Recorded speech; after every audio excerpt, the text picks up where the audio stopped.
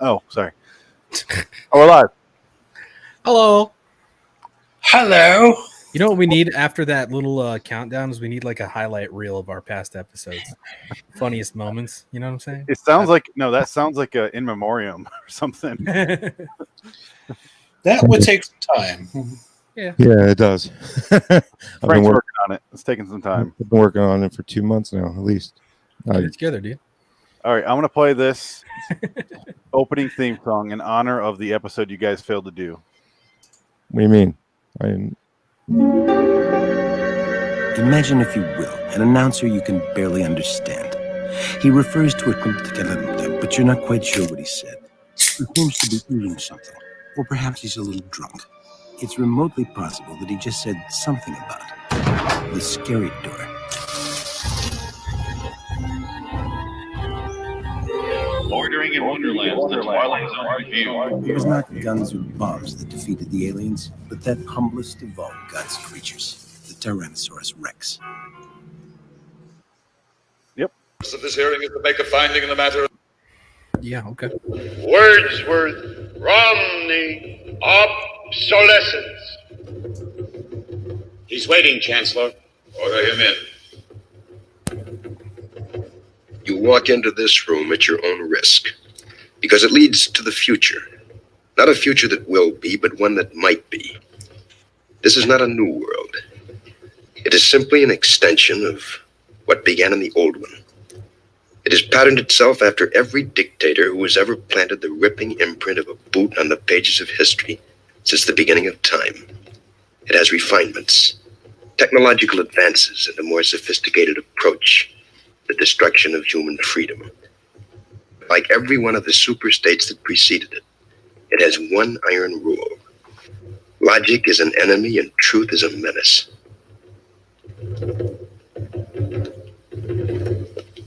This is Mr. Romney Wordsworth. In his last 48 hours on Earth, he's a citizen of the state, but will soon have to be eliminated. Because he is built out of flesh, and because he has a mind. Mr. Romney Wordsworth, who will draw his last breaths in the Twilight Zone. Hello, citizens. Welcome to LIW Twilight Zone Review. I thought you were doing something, Frank. LIW Twilight Zone Review, episode 190 for Obsolete Man Redux. This is our Twitter bracket poll winner. Out of 156 episodes, this one won over a stop at Willoughby for some fucking reason. I'm Phoenix West. I'm Frank Link. I'm Jansen Garland. No, man, Wilcox. Welcome, guys. I've already went on record and said this is my second favorite episode out of all the shows. I'm kind of curious what you guys thought, because Adam, I assume you've seen it before. Jansen, I assume this is your first time watching it. Really curious to get your thoughts. Frank, you're on the record as well as I. We know where we stand. We love this fucking episode. Adam, fuck it. Let's go. Last time I saw it was January. They always show it around New Year's Eve. They always have the Twilight Zone marathons or whatever. And actually, we didn't do that. I think we're just watching it on Netflix because nobody in my family has regular TV anymore. So we just kind of watch Twilight Zone on New Year's Eve, no matter what, whether we have it on Netflix or Hulu or Amazon or whatever it is. But that was the last time I saw this episode. I pictured you watching, like looking online at what the calendar was for the marathon and then watching that on Netflix and just cutting out the commercials. Yeah, because I can't do commercials anymore. I just don't have the patience. But I've mentioned to you guys before, I'm starting to get a little bit better, but I'm not always the kind of guy that knows all the episodes by the titles. So I see the guy talking, and then I see Burgess Meredith walk in. I'm like, oh, is this the one where he breaks his glasses and it's like the end of the world? Thankfully it wasn't, because I was like, well, if that's the case, I've seen that one recently, but no, this was the other one. There's several of them that have Burgess Meredith. But yeah, I really like this episode a lot, man. It's good. It's great. Yeah, this one's a lot. I like, this is right up my alley, this episode. That episode you're talking about, Time Enough at Last, is a classic. It's far more well known than this one, but I'm not on record saying I like the classics the best. Those aren't my favorites. There's a couple classics I like up there, but this is right up my alley, this episode. So Yeah, I was the first one you mentioned. You know, Time Enough at Last is out of the four Burges, I would put it number 3. I would put this one number 1, then Printer's Devil, then this, then Dingle. Yeah, definitely Dingle last. However you want to order it, Dingle's last. Yeah, and then the other 3, put them as you may, and you're not wrong. No, I won't argue with you, but as long as Dingle's last, I will not argue with you. Yep. Hansen?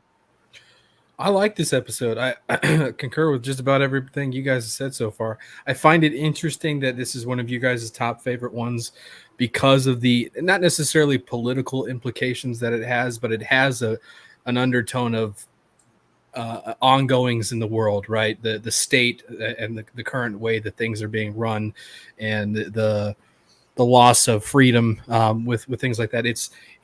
It's not directly saying anything, obviously, but it definitely, like I said, it has kind of that undertone of this. There's something going on that we're trying to kind of point to, but not really.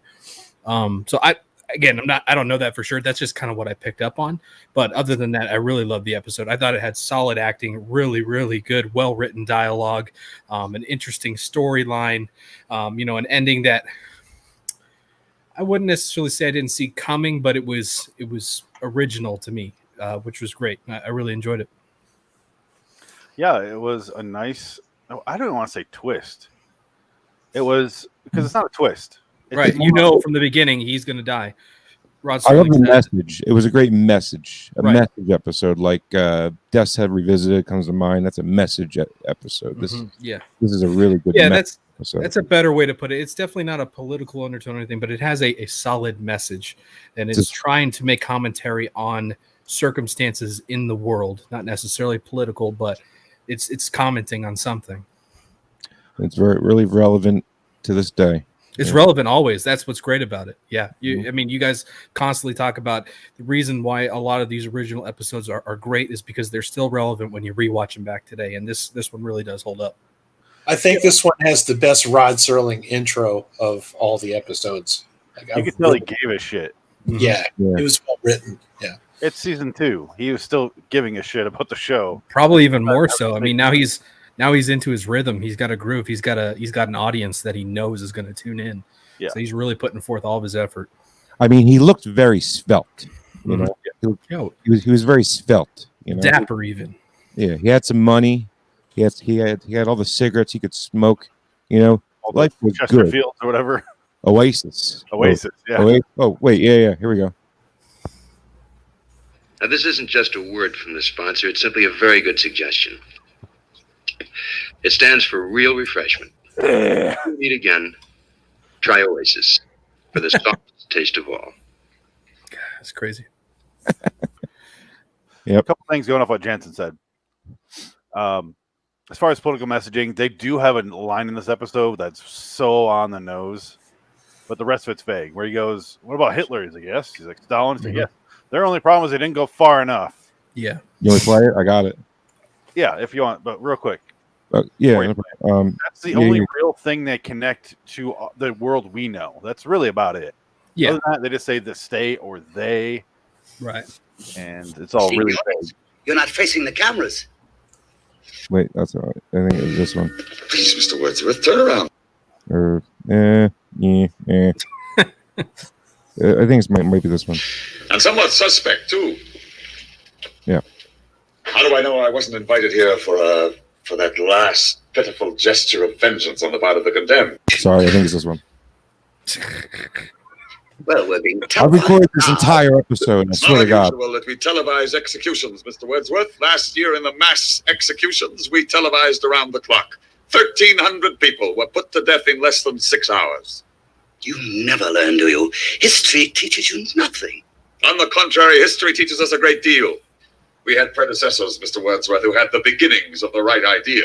Yes, Hitler. Hitler, of course. Stalin. Stalin, too. But their era was not one of excess. It was simply not going far enough. Too many undesirables were left around, and undesirables eventually form a core of resistance. Old people, for example, clutch at the past and won't accept the new. The sick, the maimed, and the deformed. They fasten onto the healthy body and damage it. So we eliminate them. I don't disagree with anything he said. No, 100% right. I got nothing wrong with that. Damn. Oh, I want to march down the street right now. Adam, what shirt did you wear today? I have a surprise for you guys. Sorry, go ahead. Okay, There's good. no Just making words sure. on it. Don't All even right. think about Just it, checking. Jim. I got the Blackhawks game. Just preface everyone. I have the Blackhawks game right here. First game with the Vegas Golden Knights for the What- actual playoffs. What seed are the Blackhawks? 12. Oh, So we should not be here. yeah, no. Yeah, We the beat number one Edmonton seed in in the East Edmonton. plays tomorrow at 8. The what? The number one seed tomorrow plays at 8. Yeah. Nobody gives a shit about the East. So let's talk about Twilight Zone. I reached out to some people. Says I got the guy good that brought up contacts. the Blackhawks game. Hey, do you mind? No. That's West Coast. Do you mind? Point is, reached out to some folks, and I found a rough edit for this episode, and I'd like to play it for you guys. This is before it was when Rod first wrote it. It was risque for TV, but let's watch this episode. A clip from the episode. I feel like this is a troll. This is No, Oh. why would I troll? Mm, A real clip. Look, you're looking at the episode, right? Yeah. for All now. right, then. Shut the fuck up. This is not a new world. It is simply an extension of what began in the old one. It has patterned itself after every dick who's ever planted the ripping imprint of a on the pages of history since the beginning of time. You fucked with it. I know it. Turn around, face the camera. That's right. And don't stifle your emotions. If you feel like go ahead. By all means, some high state official might take pity on you. That would please you, wouldn't it? A little abject, hand-wringing, chest-pounding, falling down on my hands and knees. Yourself, Mr. Wordsworth. Unfortunately, I don't have time to be by them when they do come. I have another appointment this evening. It's one thing for someone like yourself to do a little but what a choice opportunity to show a member of the state doing likewise. But you're insane, Wordsworth, if you think they'll let me stay here.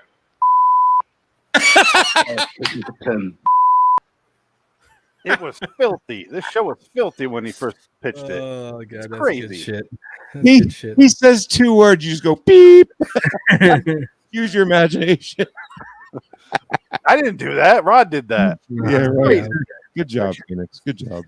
So I'm introducing a new segment Bravo. of the show called Filthy Twilight Zone. I have a couple of those now. I'll do God. one per episode.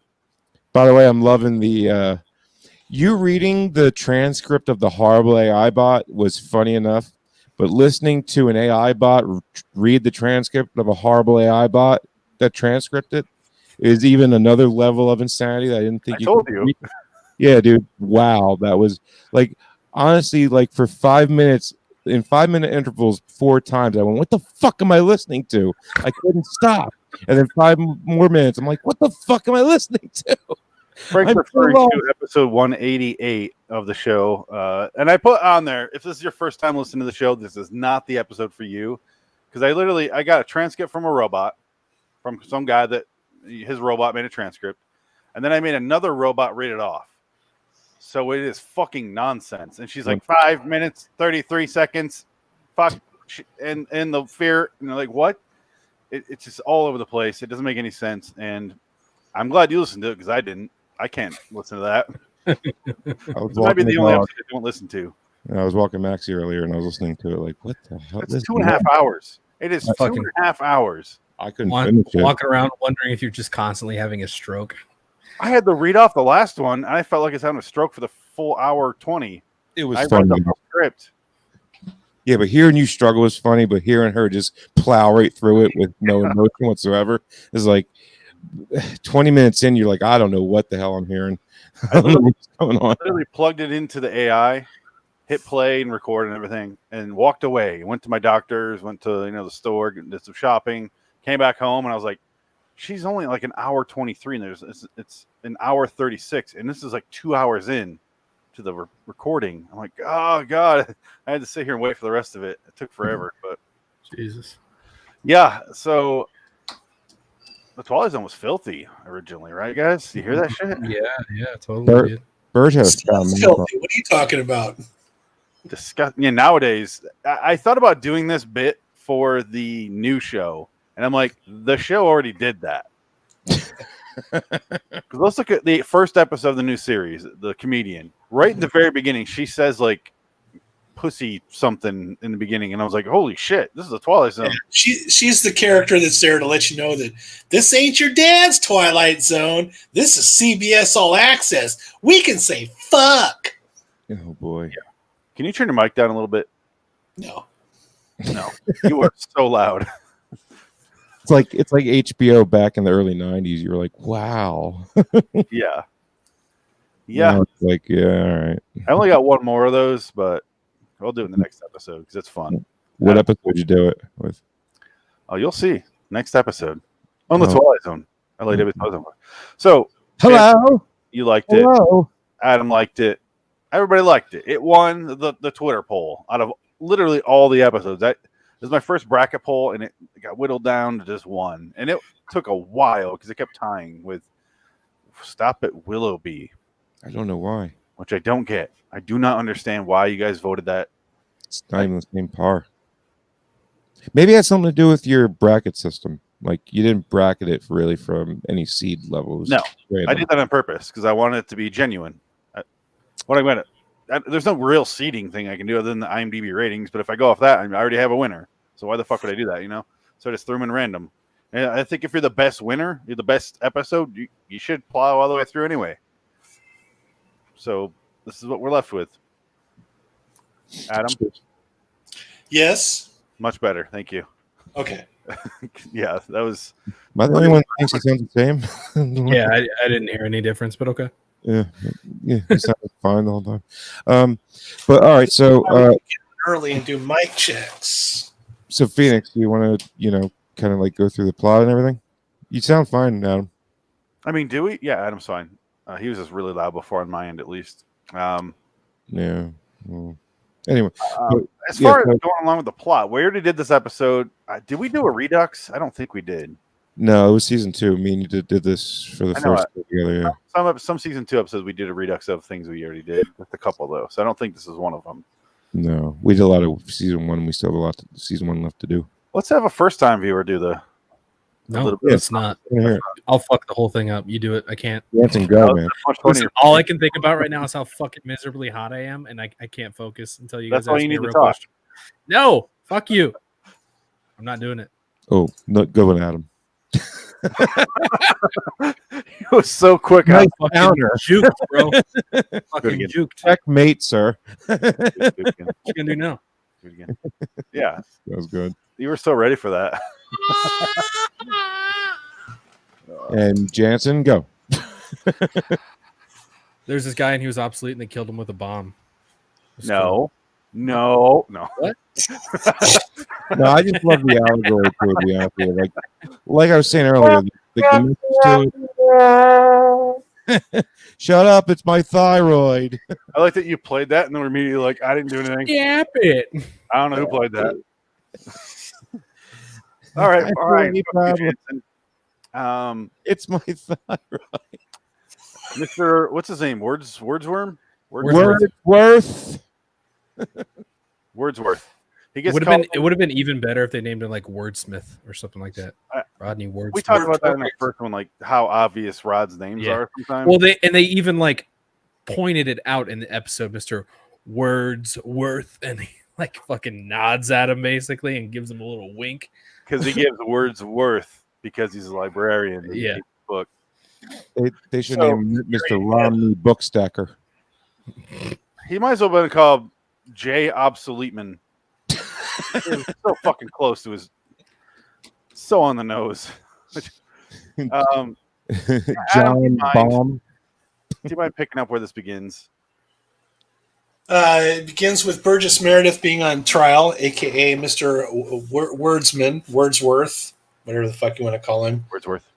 And he's on this. There's this kind of dystopian society. Everybody's dressed up like they're Nazis or cultists or something like that. They're all wearing very basic drab uniforms in a big room, and it looks like some kind of a tribunal because some guy's sitting in this ridiculously giant pulpit. And, step in, Mr. Wordsworth. You are obsolete. And the reason that Burgess Meredith is obsolete is because he's a librarian in a society without books.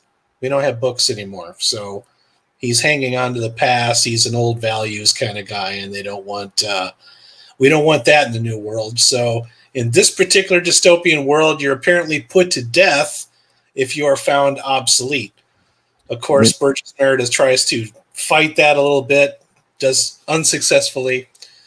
And after a really biased, somewhat trial, which is like all of about 4 people deciding his fate, they decide he's going to be put to death because he's obsolete, and he is allowed to choose his execution. Yeah, Fritz Weaver is on like a 2-story off, like a judge's desk. It's like something out of a Pink Floyd video. He's in a pulpit, basically. Yeah, but he's way the fuck up there. It's a real. It's cool like set. it's like the nightmare sequence in The Simpsons where Bart's getting like judged or whatever, and the judge is like way up high in the giant fucking judge pulpit or whatever. Yeah. I wonder where the Simpsons stole that from. Right. Honestly. Oh, I got some Simpsons introduction to this show, some theme songs. Oh, God, I sat down today for like 3 hours and made Listen, I'm gonna break that computer again if you don't stop with the nonsense, okay? It's for our show. You should appreciate this. You should be bowing to me right now. I don't know about bowing to you. I mean, Yeah, I'll give you go a over there right nod. now and bow to him. I want to see it. Nah, I'll man. wait. Fritz Weaver is so high, it makes me think about like, is there stairs, or that's tall enough, and the angle of the stairs would be so wide, so long that does he have a little elevator? No, that's a. You never see him go up there, so I'm thinking he crawled up like a little makeshift ladder, or they just put like a regular ladder behind it. I want to see that scene where like a little kid goes to his little tree fort.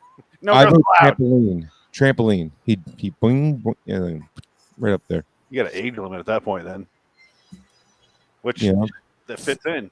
Yeah, I mean Fritz went all in for it, man. He even had brought him his microphone with him. I do like the microphone work in this. They really they do a lot of good microphone stuff where he talks into the microphone. Oh, I should do the other way. Talks into the microphone, and then he'll talk to Wordsworth over here, and he's talking to him like over here, and then he's like, the state has deemed you obsolete, and he like goes over the microphone for effect to the people who can already hear him. He's not Illusions. Do you want to just play that clip and get it over with? You know I got it. I know you Do it. Hurry up. Get it over with. Yeah, no problem. Yeah. I wonder what I called it. Delusions, Mr. Wordsworth. Delusions that you inject into your veins with printer's ink. The narcotics that you call literature. The Bible, poetry, essays, all of it an opiate to make you think you have a strength when you have no strength at all. You have nothing but spindly limbs and a dream. And the state has no use for your kind. Or season 4. 5. I hate season 4 more. Season 5's worse. I'm starting to really, really fucking see that, dude. I mean, yeah, because the hour really drives it home how much it sucks, but there's only 16 of them. Season 5, it's like, yeah, there's 36 of them. You're gonna hate 34 of them. So he gets doomed to death. He gets sentenced to death by 3 people who walk up and they go, obsolete, obsolete, obsolete, and then they make him choose the manner of his own death. He has 48 hours to die, and he can choose how. He decides he wants it to be between him and his executioner alone. He'll let the state choose who the executioner is. He's like, all right, Fritz Weaver's like, all right, we can do that, dog. And so they decide to do that. And he's like, tomorrow I want it at my apartment in front of a live audience. He's like, well, yeah, we've done that plenty of times, no biggie. And that's really the end of that scene, is they decide on that. And then the rest of the episode is at Wordsworth's apartment, his pimp bachelor pad with all his books. And It's badass. yeah, it's a badass scene set. I like this set. There's lots of books, lots of furniture. I guess the reason he's been alive this long is because he builds furniture. He's a carpenter. Funny that they made him a carpenter. Yeah. Do we got some biblical allegory here? Well, being as though he read a Bible, half of it, I think so. Well, then at the end of it, I mean, not to jump ahead, but it's obviously it's a. Don't spoil it for me. It really does tie into that allegorical thing. I mean, he's dying so that a bunch of other people can, have a reason to live or see the bullshit. Yeah, because they saw him, plead, to God to let them go. And he said, "Yes, I will let you go, in the name of God." So, and everybody saw that. God made them think, yeah. And that's what I'm saying. We don't really need to go in order because the rest of it is really simple. As far as describing in a microphone what happens in the episode, they talk. They have a lot of philosophical talk. We have a mention of like how Hitler and Stalin just were underachievers, and then which is insane because Stalin really overachieved, to be honest. Yeah, he just got outshadowed. And we got some sweet mustaches between those guys. Yeah, really full one from Stalin, and then you got the Charlie Chaplin from the lunatic over there. Yeah, and I like how you single one out for being a lunatic. Well, I mean, the one looked like one. The other one looked like, The other one had some good ideas, Tell us how you really feel. He had a full mustache. You got to respect a man with a full mustache, not that little, runway patch he's got. Yeah.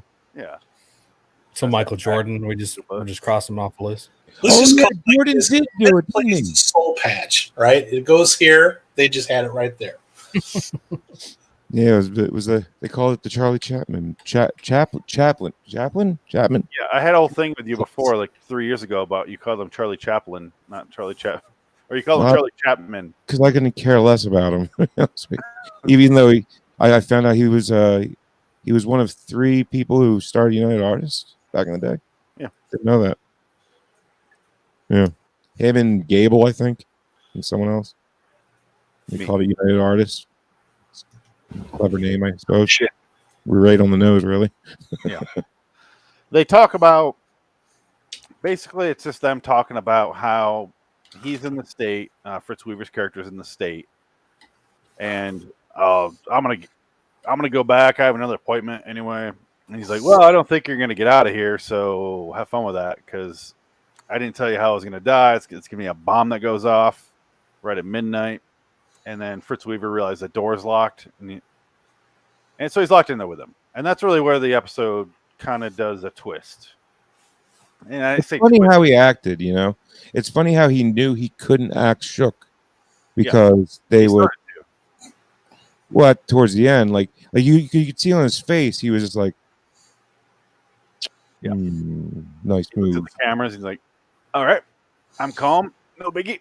All right, now." The one thing I noticed in this watch, 1,204 of my life, I noticed that when he said "you're live on camera," he went like this. I never noticed he did that. Like, what an interesting Fritz really played the character great, man. He really made a lot of weird but cool choices that are so subtle that I'm still picking them up to this day.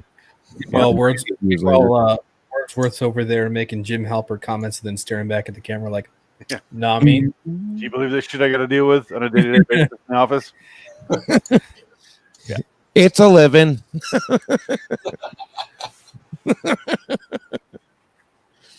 But yeah, Fritz Weaver is great in this episode. He's in 2 episodes of Twilight Zone. Both of them I really like, for kind of the same way, because he's also in Third from the Sun, which I really enjoy, and it's kind of the same weird dystopian society, but you find out it's not Earth.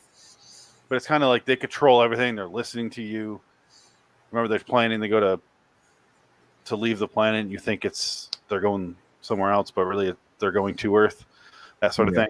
But I like that episode. It's really good. I love the way it's shot, and same thing with this episode. So he's in 2 episodes I like maybe in my top 10 out of top 15. But Fritz Weaver, yeah, you're right, Frank. He does. He starts to freak out because he can't get out the door, and he's like, "Oh, okay, I'm on camera." Yeah, but right when he said "you're live," and I got the camera, he goes, he puts his hand up real quick and puts it right back down, like. It was weird how he acted. You think he was about to freak out or about to yell at him, or? Yeah, and he didn't even know that he was about to blow up yet. Yeah, he was about to put his hand up in a howl motion, and it was about to get real weird. Oh, Hitler didn't go like far enough, so it should have been like, or something, something more extended than Hitler had. if you were like a worldwide celebrity, and every time like you were on camera, you had like a hey gesture, what would it be? Some people go like, I'm going 14-year-old girl on Snapchat. I mean, I think we'll all go with the classic. The Johnny Cash. Yeah, why not?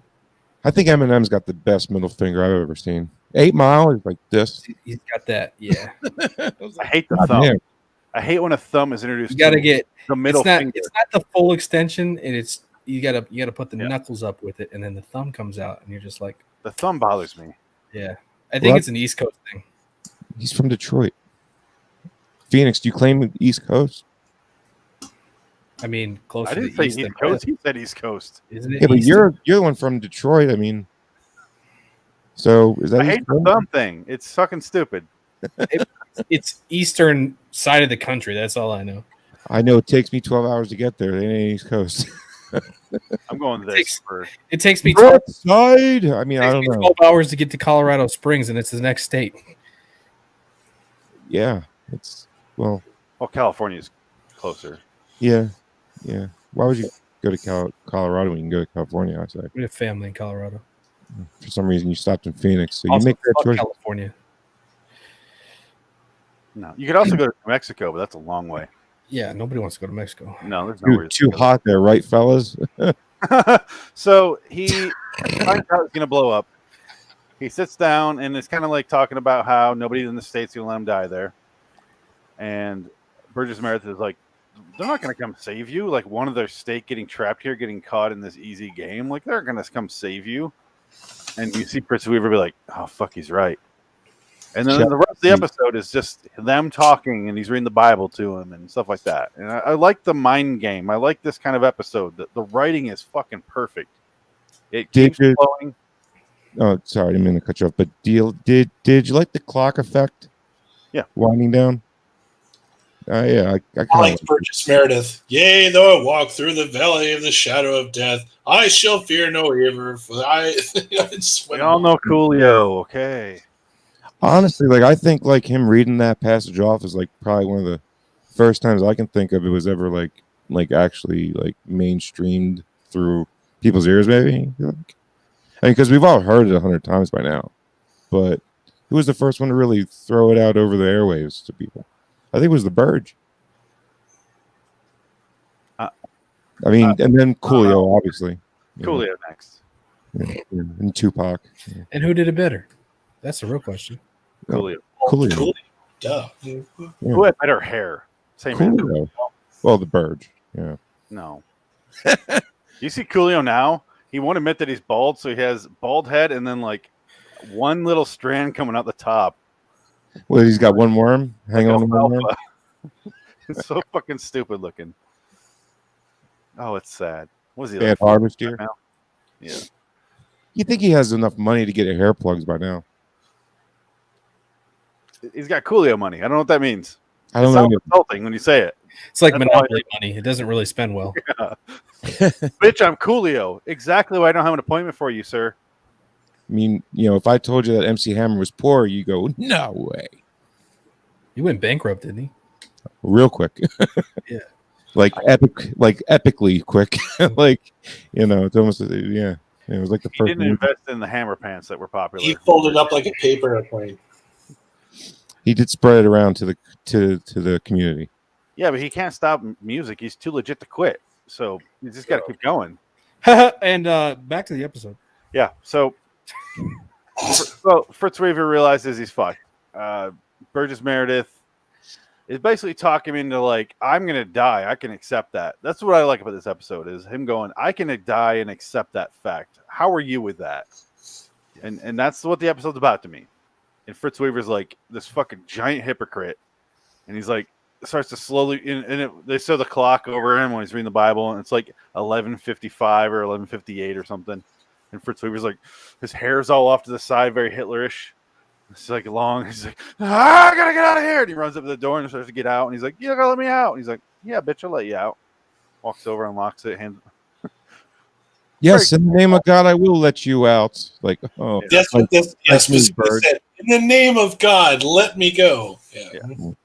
And then, like, it was cool. Like, after he left, you saw Burge, like, hang back, and you saw the look on his face. It was like, damn it. Oh, that was good.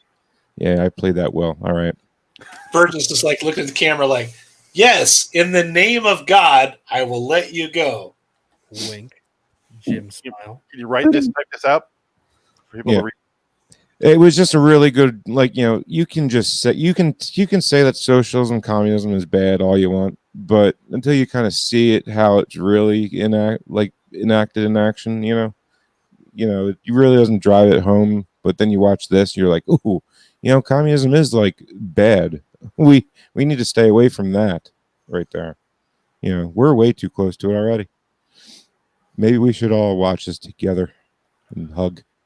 Yeah. And as far as like political stuff, there is a lot of. I mean, we're just talking about it though. A lot of the religious stuff in there, and I don't really focus on that personally. I just like the tug of war between these two guys accepting fate. Like one guy's like, I'll die with my moral barometer and my choices I lived in my life. How are you with that? And you realize he's not okay with that. He's a big fucking hypocrite because they'll sentence a guy to death for nothing. But as soon as he's in a position of possible death, he just freaks the fuck out. And he's like, I need to live. I need to keep like. That's what I like about the episode a lot. That's what resonates with me.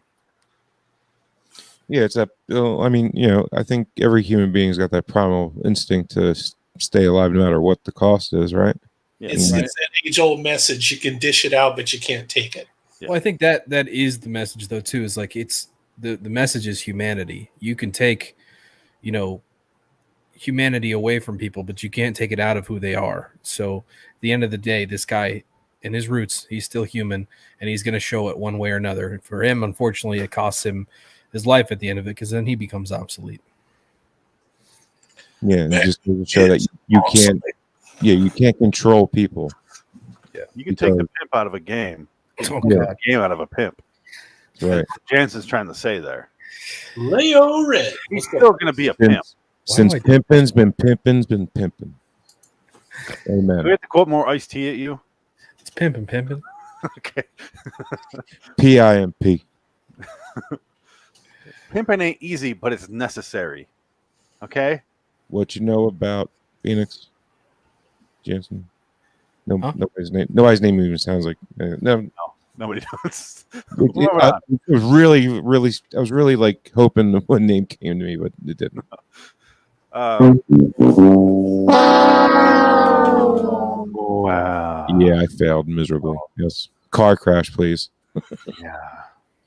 You know what your problem was, Frank? There, you were like Stalin or Hitler. You didn't go far enough with your joke. Nope. To succeed, you have to go further than Hitler. Everyone knows that. Yeah, you got to go to Moscow. You can't go north and south. You got to keep on going east. He could have taken over Russia or the Soviet Union. All he had to do was go to Moscow, but then he's like, no, I need some oil, bitches. I got you. I'll send you a Schwarzenegger shirt, okay? I already got one. Well, Adam and his clan are busy working on redistributing that shirt. So work on that one. Silence. They're having a hard time selling it without the matching white hood. Silent affirmation. Why is your hand white? Why is your hand white, Adam? Really a deep cut out to the people I've been watching for a little bit. Soon, Adam's next shirt is going to be what he says in this about like the undesirables, like the old people leeching on. He's just going to have that. Actually, you know what I want for real? I want a shirt of that line from Ghostbusters where Louis Tully just goes through that whole big long spiel about the first coming of Gozer. I want just that whole text just on the front of his shirt and on the back of it as well. That's what I want. How'd it go? Can you get a wraparound? Hell no. I'm not doing that. I can't. I've tried to memorize that. There's not enough cells left in my brain to process it. A lot of names I did not recognize. I'll tell you that much. Yeah. Whole lot. And how long ago was it?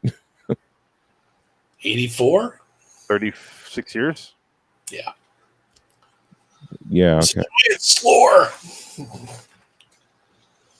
The architect and something or other. Tripping supplicants or something like that. Yeah. Basically, what he's saying is your girlfriend lived right in the middle of Spook Central. Before you were waiting for a sign. What sign are you waiting for? Gozer the Traveler. He will come in one of the pre-chosen forms. During the rectification of the Voldrani, the Traveler came as a large and moving torb. Then, during the third reconciliation of the last of the McKettrick supplicants, they chose a new form for him, that of a giant slore. Many Stubbs and Zools knew what it was to be roasted in the depths of the slore that day, I can tell you. Tell me about it, Rick. That was such a Canadian thing to say. Rick Yeah. Moranis is fucking genius. That is like the best line in any movie. That's what I could tell you, eh? Got a new subscriber, Elise Turch. Thank you. Hey, Elise, what's up? Yeah, Leo Red's here. Gam's here, of course. We got Muffin. Of course, he's here. Muffin! We got a Muffin staple in the show. So, guys, he blows up. Burgess blows up. Burgess Fritz Weaver's safe. Fritz Weaver.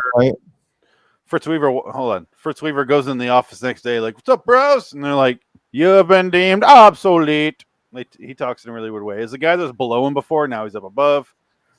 And he's like, "You have been deemed obsolete." And he talks like a weird robot. And then it turns into like some weird, like, fucking.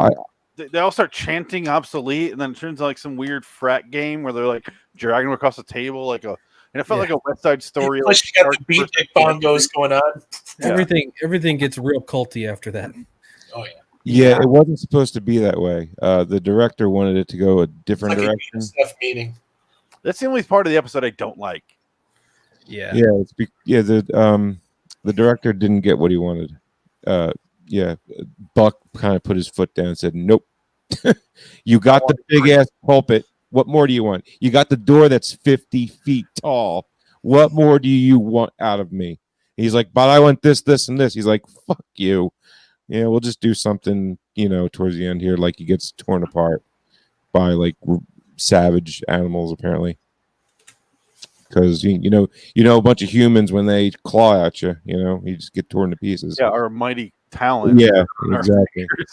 Yeah, our two fangs and our nails that I can't stop biting. So I don't know what I'm going to do. What the fuck was that last scene? Because he gets deemed obsolescent, and they like a frat game. They drag him across the table, and then he hits the mic. The one that sweeps the microphone, and they drag him on the floor, and they all like get him over him like vultures. And they were supposed to have weapons, and they were supposed to basically push him back and forth. And every time they pushed him, they would stab him in the gut. I get why they didn't make the air, but yeah, why? What did make the air is kind of stupid, and I mean, you could make like 1,000 different killing things that would make more sense. Like have him walk into an open furnace and burn alive, but before you see him burn alive, the door is closed behind him. Yeah, this ending was the director giving a fuck you to Buck for not letting him do what he wanted to do. Okay. So he made it as poor as he possibly could, just basically to say fuck you. So what you're saying is that the thing he really cared about, it was petty. He ended up really did not care about. He did. He cared less about his career. Yeah, the director didn't write it. He just directed it. Yeah. So what was in the script? The knives? If you don't know, to say it. Listen to Tom Elliott's. I'm curious. This is one script I would read. Yeah, I mean, this is just cold from what I heard 4 years ago when he did it. Yeah. I do remember that though, how he was like, he wanted something else, didn't get it. Yeah. I listened to some commentary tracks as well on the Blu-rays. Mm-hmm. That was like a year ago at this point. Yeah. But yeah, it's the only weak spot of the episode, I'd say, is the ending. Which, to be honest, after Burge got blown up, I mean, that's all I needed. You could have been there. After they have their conversation at the end, too, after he tells him he's obsolete and he's going to die, I would have been fine with it ending right there. Like, I don't care to see him get killed or anything. Yeah. It's not the point of the episode, right? We don't see Burgess die. We see the explosion. So Who cares? And most importantly, we didn't see the state come save the boy. Yeah. Yeah. You know what would have been cool? A good compromise between Buck and the director, which would have been the second he goes, "You've been deemed obsolete." We cut audio, and the rest is Rod's narration over whatever the fuck nonsense they want to show. That would have been way more effective than watching them go, "Ah, obsolete, obsolete!" Like, yeah, just put his head down and stare at the ground like, "Oh, shucks." They could it could have been the exact same thing. Just cut the audio earlier, and then just have Rod's outro over top of that. It would have been way more effective than listening to them like. Could it be that the script and the pacing of this episode was so tight that maybe they just ran out of time? They wanted to get it to exactly 24 minutes. Or like, just throw them across the table. We'll just keep filming shit and we'll cut whatever works. We'll fix it in post. Well, in post, they could have extended one of the earlier talkie scenes. Yeah. There's more they could have. I don't know, but I know Rod fought really hard for that, him saying gas in that episode, because the gas company was a big sponsor of CBS at the time. Anyone pissed the gas company off. Yeah. It's just a fact. I don't know. Stupid. Wouldn't want to piss off our sponsors. What's that remind you of? Hi, YouTube. Yeah, remember that. Hi.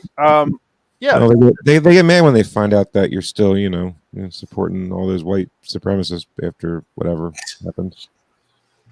PewDiePie destroyed YouTube somehow. No, that's more like Logan Paul. It was already destroyed by the time he came along, wasn't it? Yeah. Are those not the same person? I thought Logan Paul was PewDiePie. No. I said PewDiePie's done some dumb shit, but Logan Paul put the nail in the coffin. Yeah, Who the fuck are I don't know Paul's shit about to humanity. He's a terrible human being, yes. Yes. Which one showed up at the Arizona and Scottsdale? Logan Paul. Okay. Okay, now I know the difference. He just got his house rated. Any bad thing that a YouTuber did, Logan Paul did it. I promise me. And if he hasn't done it yet, he will. He's probably from California, but he sounds like he's from Florida. Every story I hear. I don't give a shit about these people. Fuck them. Yeah. So, outro? Want to play Rod's outro? Yeah, I got it. Chancellor, the late Chancellor, was only partly correct. He was obsolete. But so is the state, the entity he worshipped. Any state, any entity, any ideology that fails to recognize the worth, the dignity, the rights of man, that state is obsolete. A case to be filed under M for Mankind in the Twilight Zone.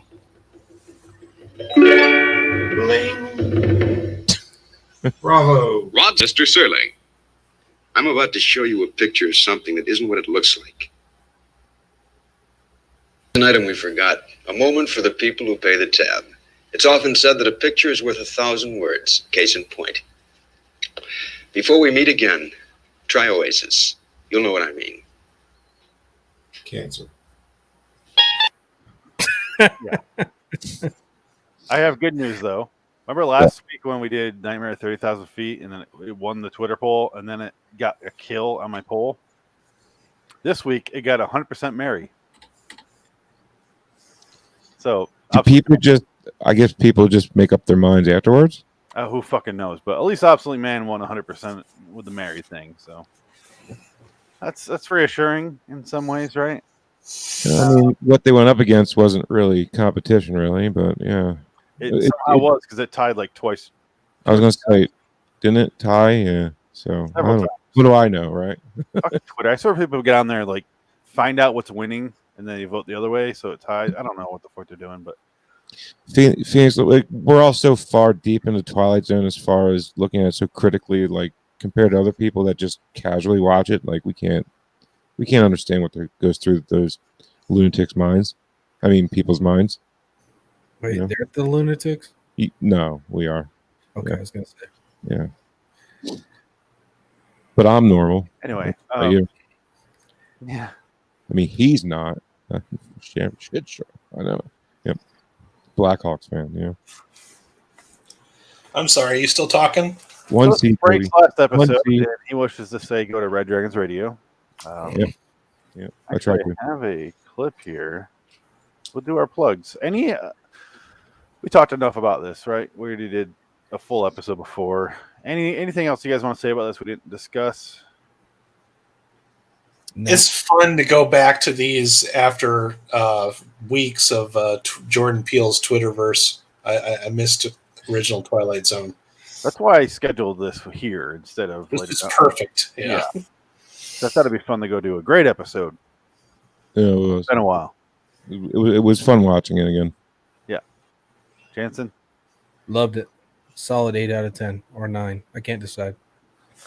I get a 10. I'll go 8 out of 10. Yeah, definitely 8 out of 10. That's low. Yeah, I give it a 9 too. I give it a full 10. I mean, I got to give Shadowblade the 10, so it gets the 9. I mean, Shadowplay also has a 10. Yeah, it's true. Shadowplay is the perfect Twilight Zone episode. If you're trying to get if someone asks me what is the Twilight Zone, what can the Twilight Zone be when it's at its best? Which I don't know why someone asked me that, but if they did, this is what I would show them. I wouldn't show them Shadowplay because I'd be like, no, let's wait a little bit. Yeah, this is what I would show them. It's accessible. You can understand it. It's like a future fear thing where you're like, I like the dystopian episodes. Not a whole lot of them really, but this is a good one. I wish somebody would do a good iteration of 1984. I really do, because the ones that were terrible. Yeah, I agree, Frank. 100%. They need to do that one. They need to give the right justice before we actually become 1984. Well, if you pay Too attention, late for China. I mean, later in this year, they're going to have Wonder Woman 1984. So you're going to get a little bit of going backwards. I think you're going to be fine. You're going to be satisfied with that. No, I won't. Is that Brie Olsen? Just kill that with fire. The Brie what? Isn't that Brie bitch? Whatever her name is. No. Who's that? Gal Gadot. Tom Cruise, thank you very much. God, her name sounds horrible. Sounds like a disease. She's Wonder Woman. She's DC. Gal Gadot. I need to go to the drugstore to get my prescription for my Gal Gadot. You know, my Gal Gadot's flaring up. Sorry to hear that. Your infection sounds hot. Fuck yeah. Yeah. Let's get out of here, guys. Let's do our plugs here. I already have it preloaded as per usual. So, unless there's anything else, we're just gonna play that and get the fuck out of here and take a little break. We need to change it soon, actually. Okay. I hit the button twice. Nothing's happening. This is fun. Jansen, battery. Time. Wishes to plug. Apparently, reddragonsradio.com. Adam wishes to plug RaidersOfTheLostFlix.com and on YouTube for movie reviews and pop culture discussions. Frank wishes to get plugged in a Holiday Inn for hours and hours. Oh, and also in the Sports Car Podcast, Way Off Topic Radio Podcast. Phoenix wishes to plug LIWstudios.com for all of our videos and podcasts from Loitering in Wonderland. I gotta fast forward. Send us your next time. Until next time, and in the meantime, I am Phoenix West. Joined by Frank Links, Adam Wilcox, and Jansen Carlin. So long, citizens. Shut off the fucking podcast now. 5-minute break. Yeah. Scream. Oh my god, dude! I haven't had a cigarette this whole fucking episode. It's driving me nuts. Go get them. I know. Welcome in the kitchen. Quitting's gonna suck. Can't even go an hour.